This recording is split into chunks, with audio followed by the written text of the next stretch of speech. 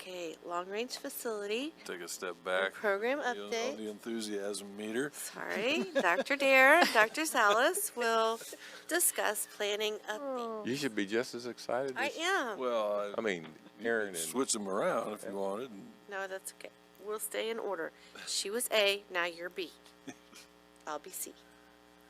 We wanted to kind of show the results of the surveys thus far. We've won't read all these to you, but this is left from the Patron Insight survey that a year ago that looked at the hot button issues for the community, as denoted by those things that are asterisked, and the grades given to those issues by the members of patrons of our community as to what was important to them. So obviously you see quality of school facilities there ranks at the top, and the performance of the teachers is things that of course we have a 10-year facility and program plan, so that's the impetus for this. Okay, Mark.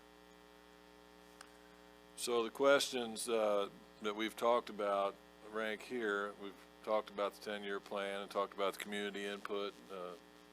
Mr. Packard served on that, and Mr. Henshaw, former, and Mrs. Jameson, chaired by former Assistant Superintendent Kelly Henshaw, and Mark Ruther, our district architect. Spent the year going through our facilities, produced a 10-year plan, gave monthly updates to the board and for the community, and from that, at our retreats last year, the first one took a look at the plan, and then by the second one in January retreat we narrowed those items down to 7 to get started on that 10-year plan. And then late last year, in the spring, we launched a survey to internal staff and then launched it out to external staff. Our plan is to do one more push, but we have had as of last week, 58 responses.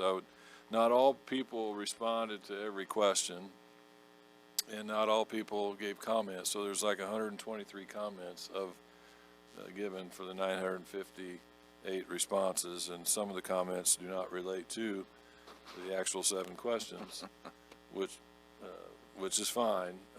But we're trying to really hear what people are saying. So as Gina pointed out on the district website, you can go to the home page and the survey still links at the bottom, but these are the 7 items then pushed out to questions. I'll let Dr. Dare talk a little bit more about this safety one, just as we did with staff last week.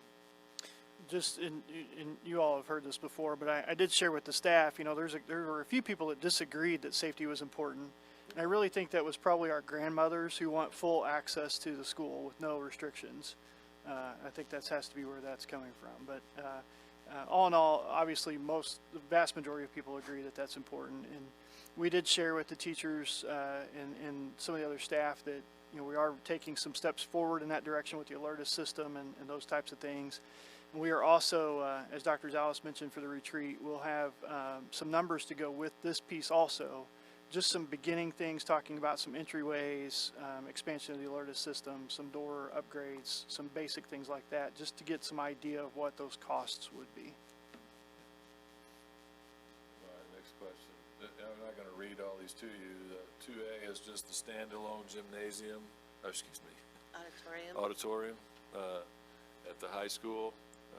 The auditorium is a leftover from the previous 10-year facility plan. It was actually on the question that we discussed with the community until we got to the actual voter poll on support, and they liked the idea, but the tax tolerance wasn't there, so we pulled it off, and it's back here, and here's the response for that, just a standalone facility. And then 2B, this next question takes the gymnasium and converts it to an auditorium and builds a new multi-purpose field house.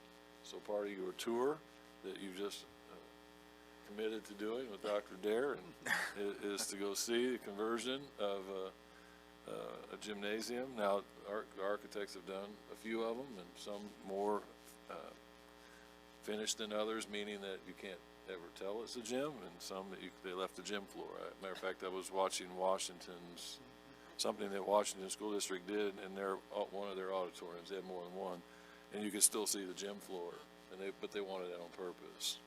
So there's any variation. Ours doesn't have that in its video that's on that question, but you can see how that question is ranked out, okay? New band area, you know, at the junior high school, reconverting the current band area to a multi-purpose PE.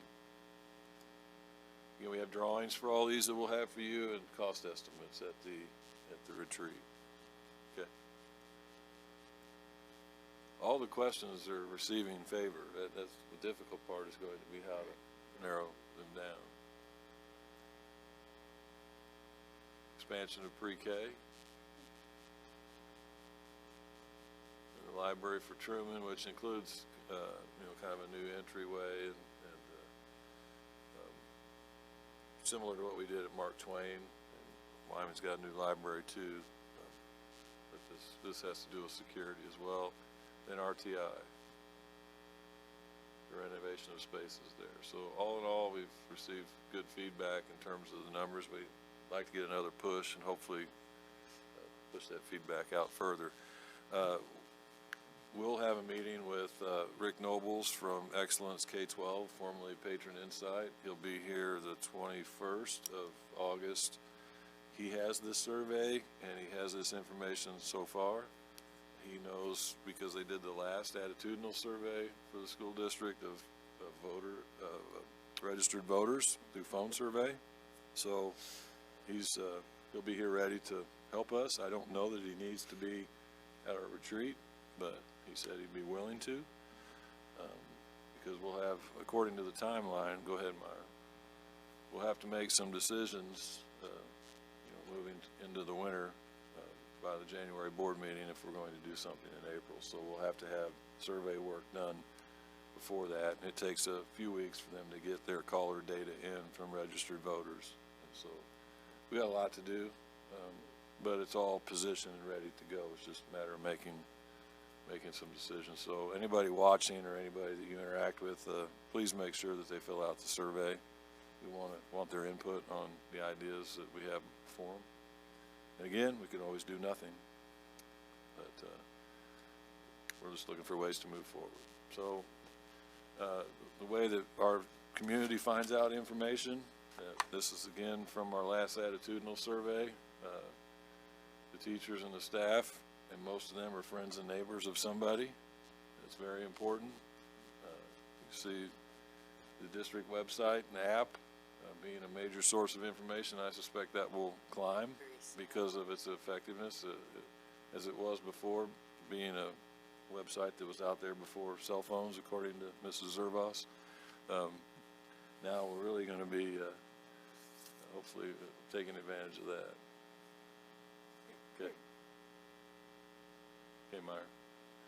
And that's happy to answer any questions. That's where we're at relative to moving forward.